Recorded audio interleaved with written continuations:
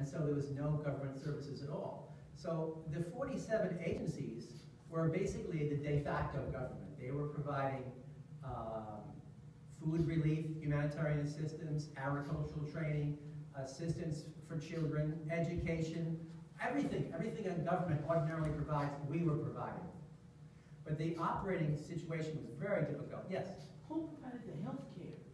Okay, we did. The agencies, the SPLM had no capacity to provide health care at all. Health care. I heard some lady say, what was health care? Health care is primary health care. In other words, it focuses on children, making sure they have that. And that's where we had very significant assistance from UNICEF. I told you we had UNHCR, we had FAO assistance, WHO assistance also in the health area, and UNDP. We had peace and reconciliation programs where we got tribal groups together to meet and to discuss their issues rather than stealing each other's cows, and which didn't seem to work in it well in the past. They knew that, but they did it anyway. And so I'd like to tell you about what it was like working in Southern Sudan. I've worked in many countries, many third world countries, so we used to call them third world, now they're called less developed countries. And every situation is different, but the Sudan was particularly difficult. Why? Well, first of all, there's nothing. You can imagine a country, 350,000 square miles and not one paved road outside of Juba, right? In the rainy season, it's all mud and muck, and in the dry season, it's dust. And there are no banks, no security at all. So what we did, we set up 13 different camps in Bahr el-Ghazal and other areas of the western part of, we call it Southern Sudan, and it wasn't called South Sudan until independence, but anyways, we call it Southern Sudan.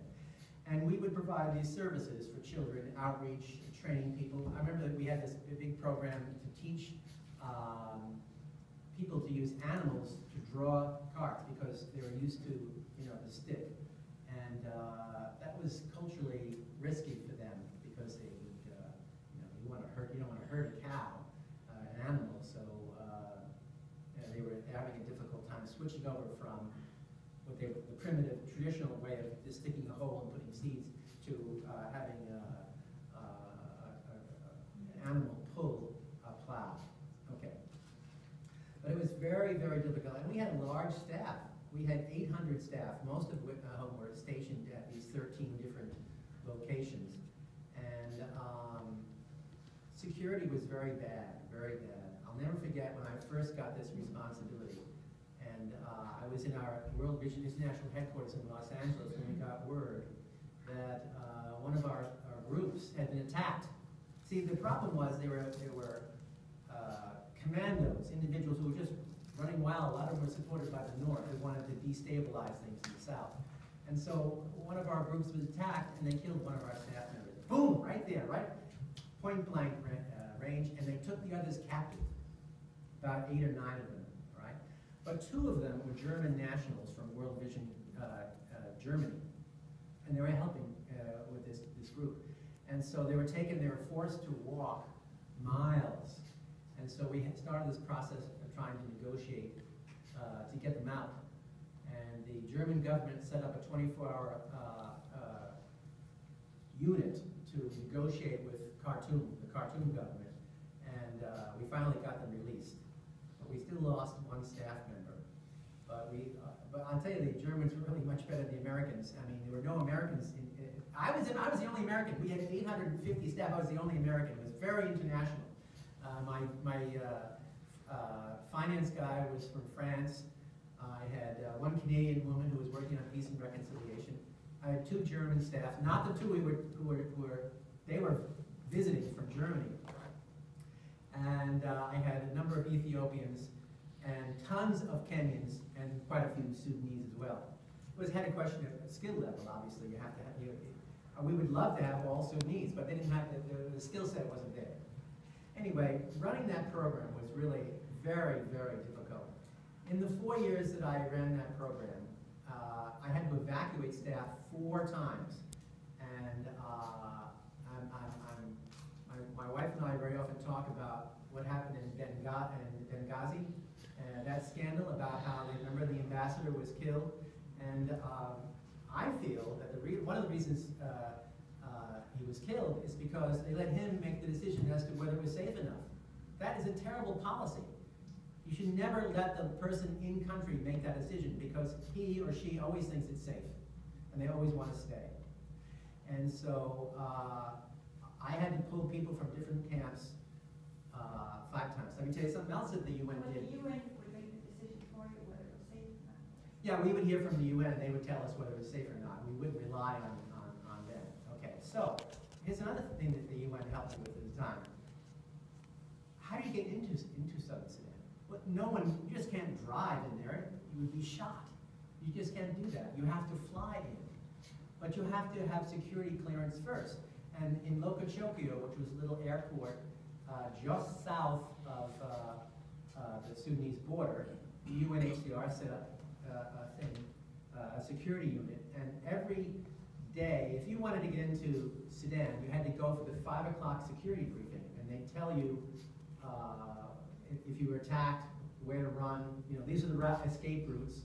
And we had to bring what we called our runaway bag.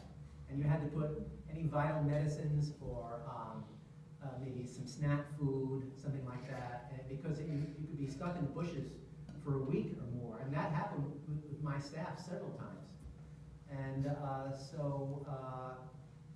the other issue was, so that was managed by the U.S. So in other words, the UN was not only funding us, it was providing a framework that permitted all of us to work in Southern Sudan. And it was a huge effort. I understand, and I can also say that things got better, and then it got worse. Since I've left, the so-called tripartite agreement has fallen apart in 2011, and they're fighting again. And now more and more people are at risk of starvation.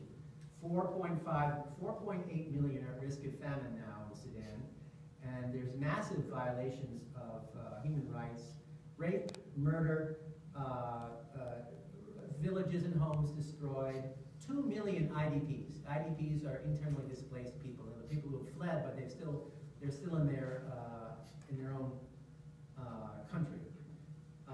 The problem is because what happened was, I'm going on very long, but I think it's important that you know, there was a guy named Garang. He was the head of the SPLM, all right? And he was going to take over. He died in a helicopter accident days before the agreement was to be signed. So his assistant took over. But the assistant was from a different tribe. And so they had one guy who was, a Dinka, and the other guy's a Newer, president and vice president. Well, they eventually fell out. There's oil in Southern Sudan, and there's a lot of potential to make money, all right? And so that's why we have the problem today. It's a terrible, terrible problem. Working in Sudan was really very, very challenging. For example, how do we pay staff? I told you we had more than 750 people in country, and we had to pay them. But there were no banks. So we had to have certain people go up with 2,000, and then we got approval from headquarters to let them carry as much as $10,000 each to pay people. We paid them in pounds, Sudanese pounds, we paid them in dollars, we paid them in Kenyan currency, whatever they wanted. And but it was very, very difficult because, can you imagine, very dangerous if someone knew that this person was carrying $10,000 in cash on him. And so we just hoped and prayed that no one found out. I was lucky.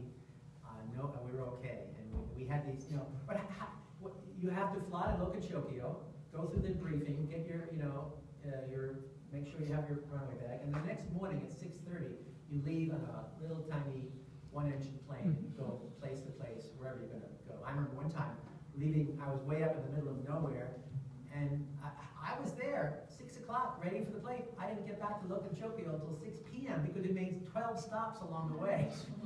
So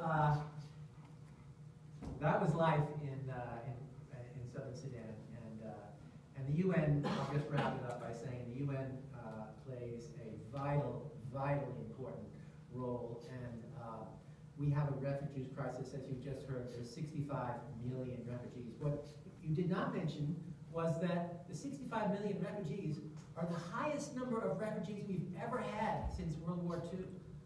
Okay? It's a refugee crisis that we've never had before. There's always been a problem with refugees, but this is worse than anything in the last 70 years.